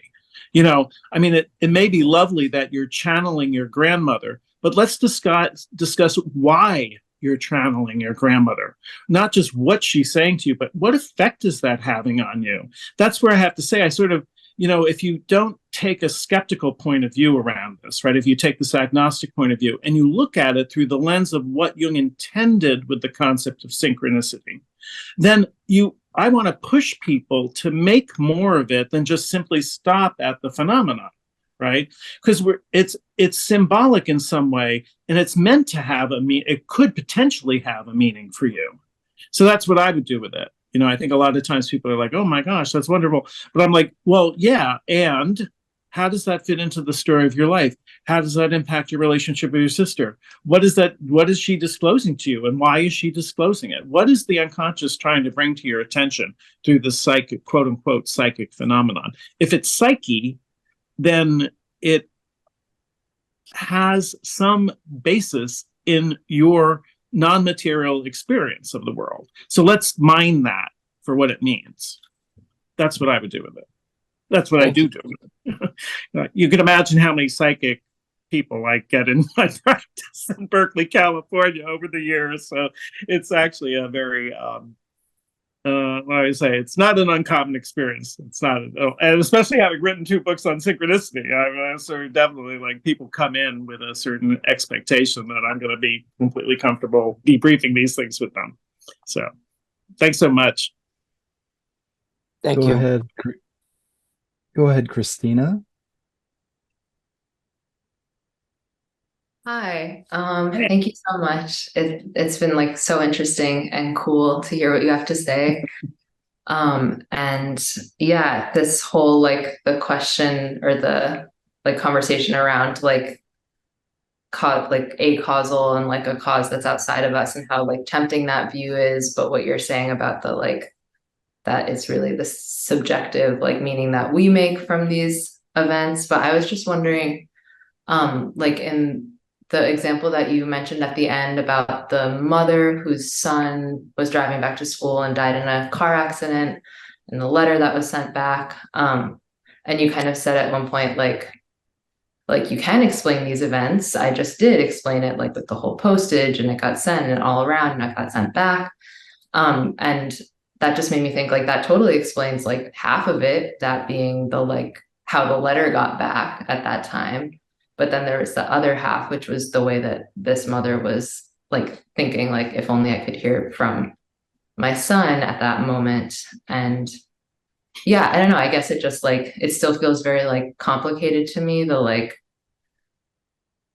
and maybe it's just because like it's all kind of the same thing, like you're saying with psyche too, like it's in us and it's outside us. And I don't know, I was just wondering if you could speak more on that. Well, I think I talk about that some because I and Jung spent his entire career actually in a way advocating for the reality of the psyche. It's very common, I think, particularly in, I'll just speak from US culture and Western culture in general, to kind of discount the reality of non-material experience, right? So I feel like a lot of, and I'm speaking like, from the 10,000 foot direction up here, in terms of Jung's general program, I would say almost everything that he wrote in his entire career was to bring forward into the modern world, or to argue with the modern world for the reality of subjective experience. In a way, he would sometimes even argue that subjective experience is more important than objective reality, because subjective experiences actually are the origin of things that people do in objective reality, right? So what he's talking about, in other words, is that in a post-enlightenment modern empirical science, it's really the opposite approach. The opposite approach is it isn't real if we can't weigh it, measure it, poke it, see it, analyze it. If it's non-material, it doesn't figure into scientific thinking. What your attitude is towards something or how you feel about something, that's not data. Data, if we look at it from a strictly scientific point of view, is atoms, molecules, elements, weight, measures. So synchronicity fits into his program of trying to make the case to modern people that inner subjective, non-material experience, psychological experiences are every bit as important as material experiences. So what happens in a story like that frequently, when you may have had this experience yourself, I've had this experience a lot. Well, of course, I talk about synchronicity a lot, but people will say, well, it just, it knocked around the post office and then it came back and, and she's just, she just happened to make of that experience what she made of it. Like people tend to get very dismissive if they don't take into account or don't prize the interior life of another person. Then all they see are sort of the external circumstances, and it's really easy to kind of discount it, And so that's why I sort of tell the story, because I think tell the story and also talk as much as I do about the concept of synchronicity and where it fits into Jung's program, because Jung's program has been to consistently advocate for the reality of unconscious experience and the psyche in the face of a culture that denies it. Right? I mean, we see it all the time. And of course, these days, maybe more acutely than ever, people will do X, Y, and Z, and they will talk to you about what their conscious intention is in that action. But they won't acknowledge that there might be an unconscious intention in their action. It's almost like the unconscious doesn't exist. And of course, it's uncomfortable. It's uncomfortable to bring up what might be kind of contrary, contradictory, problematic, unconscious intentions that you might have had towards someone that you did something to in the face of what your conscious intention was. So sometimes I sort of say to my clients that my job as their therapist is to make their life more complicated, not simpler. I think people often get into an awful lot of problems because they want to believe the simplest version of themselves. And so they've pigeonholed themselves into a tiny little sector of their experience, when in fact there's an awful lot going on unconsciously. And I'm one of the few voices in their lives that's going to advocate for the unconscious and the internal psychic experience. A lot of American cultures like, why are you thinking about that? Just go out and, have a drink. Don't worry about all that reflection. It's a very extroverted thinking sensation culture. So the aspects of our experience that are introverted, intuitive, or feeling are often discounted, as particularly, I'll say, in U.S. culture. I'm American, so in U.S. culture in particular. So I think that's why I sort of tell the story. Like, yes, indeed, there's an entire series of external events that occurred. And yes, indeed, we can explain them all. But that's not the point of her story. The point of her story is not like, isn't this an amazing series of circumstances? It's what it meant to her in the moment of her grief and bereavement and how it changed her. And that's what acausal in his title means. It's an acausal connecting principle. Events are connected through their psychic meaningfulness or significance, not simply due to chains of cause and effect. He doesn't deny, obviously, cause and effect, but he wanted to establish, he actually says in this book, he wanted to establish synchronicity as a scientific principle equal to the principle of cause and effect that runs all of Western empirical science. Ambitious as he was, he wanted to establish the reality of the psyche and to understand that the psyche was as important as what people identify as material reality outside themselves. So that's how that fits in. Does that help? Yeah, thank you so much. You're welcome. Yeah, thanks for the question. It's a really good question. Thank you. Go ahead, Christine. Thank you, Rob. This is bringing up a dimension of I was a witness to someone else's synchronicity who had died, and this was like 35 years ago when I was a young mother, and a close friend and former teacher of mine was staying at my husband's cottage to write a book, and I got a call that she had died. She'd taken the canoe out on the lake. It's the lake right behind me, actually, in this picture. Yeah. So she's sort of here. She'd gone out on the lake and capsized and died of hypothermia. And when I went to the cottage to, gather up whatever I could, there was her typewriter. It was back in the days of typewriters. Yeah. Typewriter with the page in the typewriter, and she was kind of just free flowing, saying, "I'm watching the flies on the window, and it's almost November, and they're starting to die. They're about to die." Right. And this is written on this page, Right. It was so what's happening for me now is like, what does it mean to me that I was her witness? Right.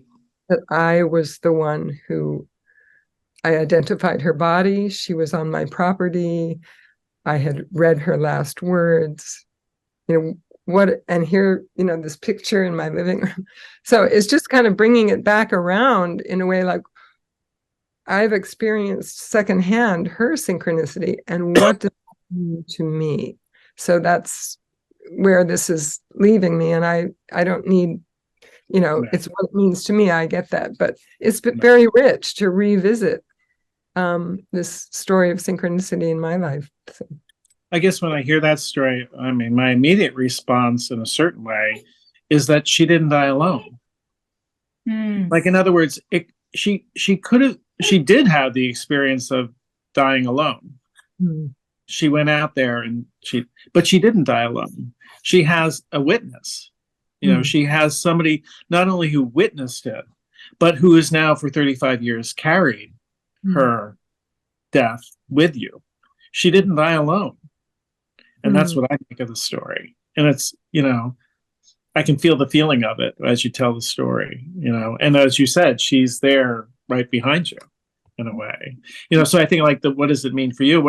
I guess that's an interesting question. What does it mean to be the witness to somebody's death? And it so happens that you were a witness in a way synchronistically, right? I mean, through coincidence, you just happened to be the person that saw her last words, right? So that's where, that's what I would make of it myself, like just hearing the story, that you made sure she didn't die by herself. She was accompanied. Thank you.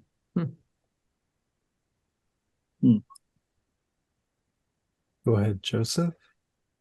Hello, and thank you for taking my question. First of all, Robert, it's such a pleasure to meet you because you've been a guide in my own life. Truly. Well, it's great to hear. Thank you. Yeah. And I'm grateful to the Jungian Society of Western Mass to bring you to us here. So, as with so many of Jung's concepts, they're multi-layered, multi-dimensional, and dynamically so. And my first encounter with synchronicity in Jung's works was Memories, Dreams, Reflections, which sort of leaves you, when you read Jung, or when I was reading Jung, and when I do read Jung, there's so much you have to kind of just digest, ingest, take in, But what I was wondering about is he seemed to talk about in that, and it was a chapter on psychiatric studies in which he talked about, and you probably will remember, one of his patients who had been in and out of analysis with him became despondent, was in a difficult marriage, and he committed suicide. But it was the night Jung heard someone come into his hotel room. Jung was in a hotel. He got up, looked around the hall. So it's almost like there was an intuitive aspect to it. But when he described it, he got this terrible headache and found out the next day that the guy had shot himself at that same time. So, Right. and he kind of characterized it, the experience. He said he did describe it as a quote unquote genuine synchronistic event, but he was characterizing it also as a experience of perception, in the way that you were saying, and others who spoke before about this, that is in relation to like an archetypal reality, death, and that deeper collective connection that we all do have. So it's almost, when I read that initially, and since I've read that in other works of his on synchronicity, it sort of almost feels that sometimes synchronicity is sort of acausally causal, or causally acausal. Right. Do you know what I mean? Yeah, well, because it's like, that's what I was trying to get across. I mean, there's definitely a causal quality to all of these events. I mean, right. And that's what the point is, not so much that there isn't. The point is more that the significance of it is acausal, that is to say, psychic in nature, right? So, yeah, although, these are the kinds of stories, I think, particularly we were talking about psychic phenomena earlier, when you're talking about like telekinetic, telepathic, particularly these somatic experiences, like the one you're describing, it's hard to, it's interesting to kind of, at least heuristically, so to speak, just for the purposes of reflection, adopt a very strict Jungian standpoint and look at these things merely as coincidence. It just so happened Jung had a headache. At the very time, it just so happened this man shot himself in the head, right? But I have to say, like, all right, I have a whole series of those kinds of coincidences around my own husband's death, right? In which all kinds of electrical phenomenon around the house that I'm sitting on went kind of haywire during the process of his dying, right? And I could strictly interpret those as kind of just coincidence, in which doorbells are ringing and lights are going on and off and CD players are playing and all kinds of stuff. I go into great detail about them in the book, right? In the process of Paul leaving this life in a certain way. Not to mention the fact is that all of those systems are systems he himself personally, with his own two hands, installed in this house. Right? So I think that's what I have to say. I think I like this concept because I guess, we can kind of sit here and theoretically make this distinction and that distinction. But a lot of times, like that story or my experiences really befuddle that. Like, okay, really? Is it just simply acausal? It's hard to, sometimes these stories are so dramatic and the coincidences are so specific and they're so on target, it's hard to not impute a physical cause to them on some level. That's why I have to say, I find myself saying, like, as his life force was leaving his body, it came to visit this house and it started turning everything on and off. He was a huge control queen. The idea of leaving this life is not something that I'm sure, he died of Alzheimer's, and so he was kind of out of his mind and in a coma at the time. But I have to say, if he was compos mentis, he'd be the last person in the entire world that would voluntarily do anything. He was a huge control. So I have to say, like, it was all very consonant with his personality. He's like, I ain't going. I'm still living here. I'm turning all the shit on and off that I actually installed. It was really like, it was very much like in the spirit of my late husband too. It's just really difficult not to impute a kind of occult causality to it. And maybe there is, but I'm like, that's why I try to make the distinction. Jung makes the same distinction between in his psychology of religion between psychology of religion and theology. He's like constantly saying, like, I'm not making statements about the nature of God. I'm just simply looking at what the psychological dynamics on this side are when people identify and experience as religious or spiritual. Yeah. But I will say that's a very fine line to draw. And of course, he's doing that officially.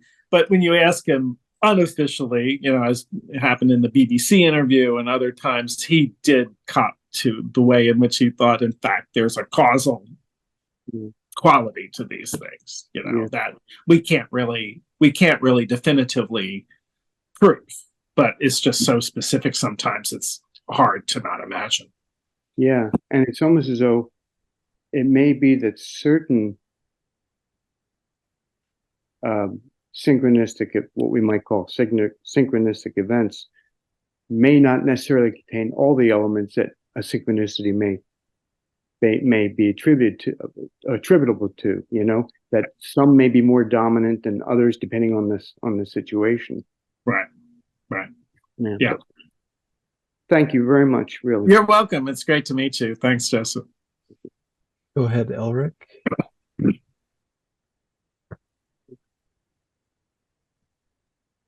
Unmute. Elric, you're muted. There we go. Okay. Rob, what a beautiful conversation. Thank you. You're welcome. I wanted to say something. I want to say a lot of things. I could speak with you all tonight about this, but the interesting thing I find about synchronicity, one of the things that's interesting is that Jung worked with it and discussed these ideas with a physicist, Wolfgang Pauli. There's a great book on their conversations, by the way. But what keeps coming up for me in this conversation is some very ancient ideas. One of the ancient ideas is that everything is one, that all things are one, that we are simply broken off pieces of a larger piece.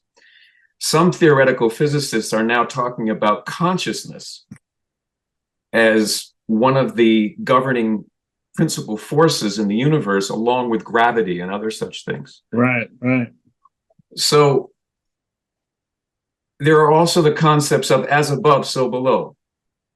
Right. As it is inside, so it is outside. So my experiences of synchronicity have always been where I feel as though I'm encountering this conversation that's going on between the inside and the outside, where they synchronize and resonate with meaning. The other thing that occurs to me is, in terms of how this happens and is it causal or acausal, if everything is connected to everything, right, all of this is happening at once. If you try to take any singular event and trace its cause through all of that complexity, you're going to get lost at some point, just as you would if you tried to really understand infinity or eternity. Right. Because we're in temporal time and it's very difficult. We can't hold that. So to me, dreams and synchronistic events are orienting principles within our lives and our stories. They orient us back into the themes, the archetypal themes that we are living out. And some of us are aware of the archetypal themes in our lives and some are not, but that's a question of how we live. But they orient us. And so you have a synchronistic event, and as you said, if you open it up and you begin to look further into it and not just see it as an astounding magical event, which is how it appears to you at first, but you dig into it, then you uncover meaning. And meaning is something that you talked about a great deal tonight, but it's essentially the mystery itself. Yes. And really all you can do is trust in that mystery, in the journey that you're on, in the story that you're in, which is a part of everyone else's story, as you go out, or you come into the smaller stories. The smaller stories are part of the larger stories. It's all a great story. But these seem to me to be orienting moments to orient you and tell you where you are in all of this that's going on all at once. Right. I think that one of the things I find the most delightful about having done this for now, 27 years and plus, I mean, those of us that are sitting in the room are very much oriented toward looking at the psychic meaning of these things. What I find wonderful about the synchronicity field is that these things occur to people that are inordinately skeptical. Yes. That don't pay attention to any of these things. In other words, I feel like it's almost like, they get hit over the head with a synchronistic dream experience or an amazing psychic experience, and it's sort of really, so sometimes people come up to me after these lectures and they're very entranced and they're like, how can I make synchronicity occur to me? How can I make more synchronistic events occur to me? And I'm like, deny its reality and it'll come back and it'll hit you on the head. Because it's like, if you get farther and farther away from your psyche, believe me, you're going to be yanked back in some fashion, often in a very unwelcome way. So I think that's why I want to sort of prepare the way for some of these talks. But I think that's an excellent way to hold it. I may borrow that. They are in fact orienting experiences. They should, and sometimes maybe reorienting experiences, right? I mean, we're going in a particular direction and it's not right. And so consequently, the synchronistic event, one of the things I frequently say is sort of like the wrong thing at the right time. Sometimes, I missed the plane, and because I missed the plane, I met this person, and because I met that person, et cetera, et cetera. So I always have to remember that myself because, we get into our ego, we have our little plans, and then they get derailed. And I can't tell you how many times really very serendipitous things have occurred because what I had planned didn't go the way it was planned, right?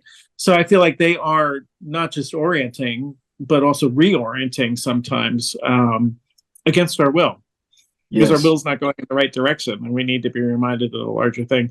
I also liked, too, I think I think it's also a really wonderful way to kind of frame it. I mean, the web of causality is so infinite. That's why it kind of, that we're never going to be able to trace this event to that particular thing, right? The whole butterfly effect that we were talking about, right? So I think that's why I sort of say, well, I'm willing to kind of acknowledge a certain kind of occult causality. Like, in other words, a causality that's sort of under the surface in some way that we're not going to be able to cognitively trace, but is nevertheless true. There is an effect from here to there. It's the constellation of the entirety of the whole thing. Right.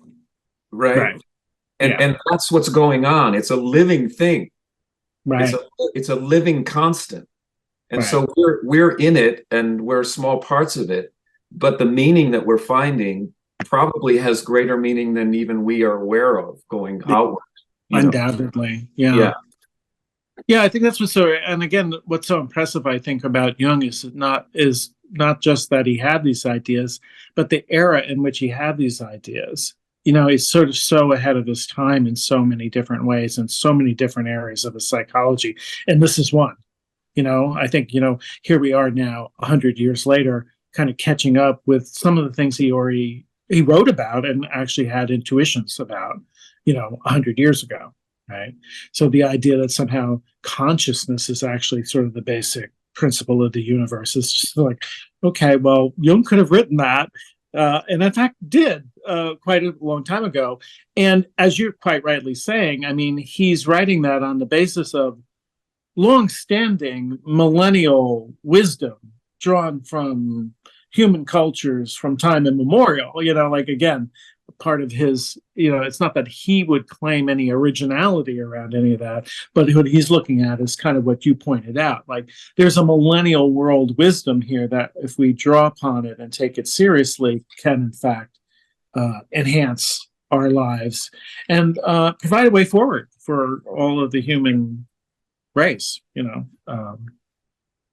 that looks pretty dark these days, but nevertheless, I was going to say let's hope, so anyway, thanks so much here.